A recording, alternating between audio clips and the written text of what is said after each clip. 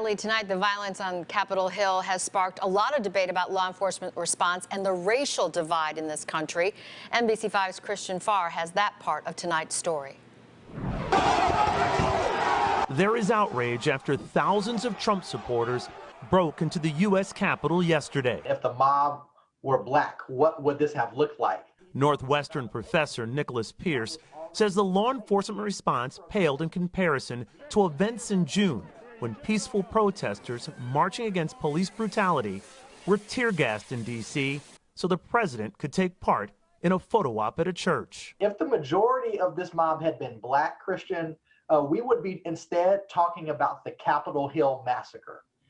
We'd be talking about the scores of lives taken.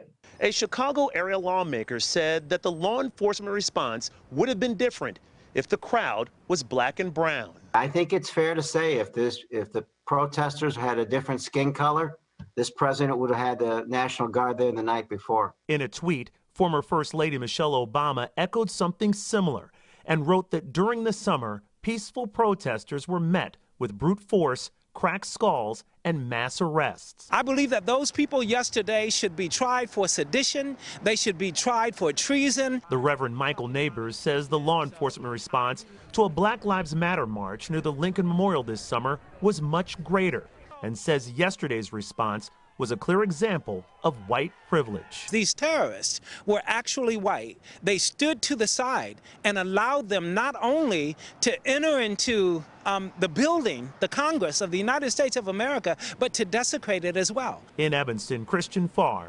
NBC5 News.